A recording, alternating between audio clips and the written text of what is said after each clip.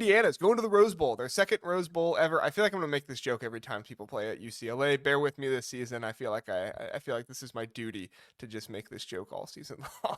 But Indiana is going to the Rose Bowl Stadium for their second time ever. I think it was 68, 67 the first time they went, and they're favored in this one. Kirk Cignetti has got the fighting Kirk Cignetti's out there. Now, Russ, he did say that Purdue sucks, Michigan sucks, and Ohio State sucks. Do we know, does Kirk Cignetti think UCLA sucks? Guaranteed. Okay. All Guaranteed. right. Guaranteed. Another joke I keep hearing about this game is this is the coach with all the liners and the clips versus the coach that doesn't know what to say. We talked about that Which, by the on way, the guys, thing. this game is in L.A. This game is in L.A. Just Yeah. Same as town as it's USC, if you didn't know. yeah, yes, yeah. It's them in USC.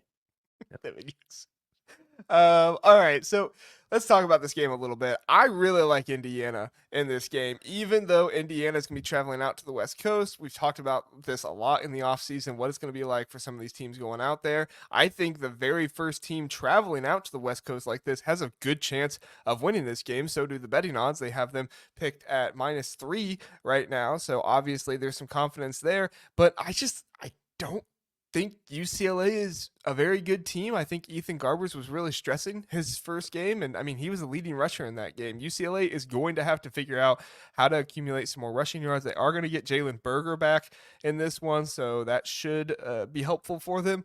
But I mean, it was also Hawaii. You should not be struggling to run the ball that much against Hawaii. It is an away game, so I get that, but still, you should be able to run the ball well enough that your starting running back is your leading rusher against Hawaii. So I'm a little concerned about UCLA in this one. I think that Indiana is kind of like a G5 like superstar all-star team with all the guys they have coming in from other places, and I think they're playing like it right now. So 77 points this last game. Again, it was against a very terrible FCS team, but still, that's impressive for them to put up. Russ, are you with me? You think Indiana is kind of has the edge here, or can you not surpass your Indiana hate and you got to look at UCLA?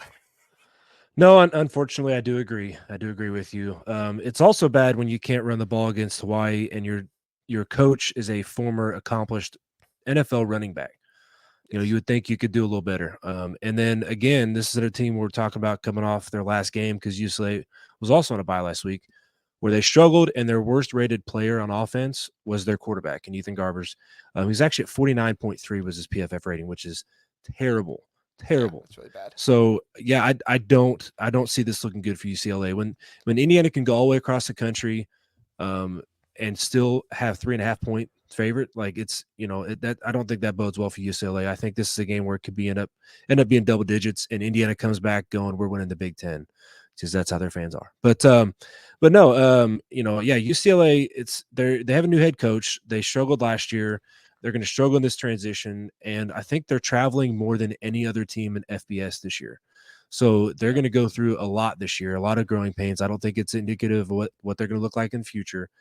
But I do think Indiana goes out there, they're able to get pressure on Garbers, make him play maybe even worse than he did against Hawaii because it's Hawaii, and Indiana should be as a Power Five team. They should play better than any G5 school out there, especially if they're able to pull all stars. Rourke has looked really good so far this year. Like you said, it is against a glorified high school team, but it's a record, and you still have to go out there and do it. Hudson Card he's tied the record for completion percentage all time in FBS. And even though it is Indiana State, well, everybody plays cupcakes, right? Like Indiana's played a lot Right. of cupcakes, but they'd never put up 77 points. And they pulled starters. Like everybody on their roster played. So it wasn't like they just kept the starters in and destroyed them. Like they showed a little bit of their depth as well. So I do think Indiana should go out there and take care of business. And like you said, it's kind of the first exposure of UCLA to the Big Ten and to a team coming in from the East Coast.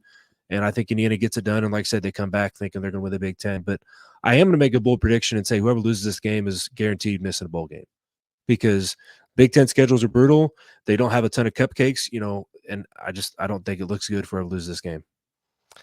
Yeah, I mean, if Indiana loses, I feel like they still have a chance, but I would agree with you that whoever loses this game, it is likely that they will not make a bowl game this year, which is interesting. I think that Kirk Cignetti's doing some good things with Indiana right now. If nothing else, he's instilled confidence into this program. This is a program that had little to no confidence under Tom Allen.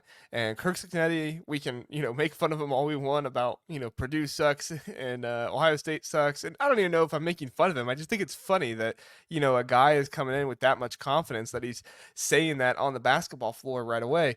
Uh, I think it's going to be a fantastic game at the end of the year when we see Indiana and Purdue face off because I really like both head coaches and I think both programs are growing right now. We're going to see how it looks during the year, but uh, it confidence does a lot for a team. And I think that Indiana is just quite frankly the more confident team right now. I think UCLA is struggling with not as much confidence, and I think their offensive line is in trouble. Now, I think Indiana's offensive line also has some young guys, particularly in the middle in their guards and center.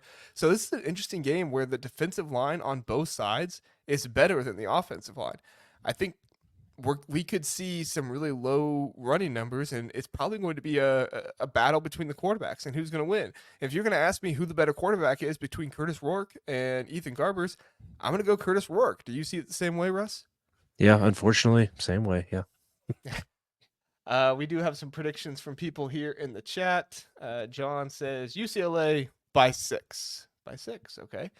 Philip says Indiana loses to UCLA. Indiana is getting too confident and hasn't earned it. Boy, I don't know if I ever would have heard the sentence Indiana in football terms is getting too confident. Hey, I will say they have the second highest overall PFF grade of any team in all of college football right now. 77 points will do that. Yeah. I thought the Indiana fans might enjoy that, and they did. They shared it quite a bit. Brian is on the Indiana train. He thinks Indiana 31-17. And John thinks Cignetti is a bum. Philip, did you Google Cignetti yet? I don't. Did I Google him? Yeah, I've Googled him. I've looked him up. I'm not quite sure where you're getting at there, Philip. I apologize. I might be missing a joke or something. Or you might be talking to somebody He else. might be trying to be like the youths, and he's like going around saying, Google me, Google me. Oh, I don't know. Like maybe that's one of his liners. I don't know. that could be. That could be. All right. Any other thoughts on this one, Russ, before we get to score predictions? No, you kind of went the direction I was going to go with it. Ultimately, was I think it comes down to quarterback play, which is the most important position in football. So it's easy to say that, but yeah, the defensive lines are good, and they're going to get after the quarterback. And I trust Curtis Rourke a lot more than Ethan Garbers. Yeah.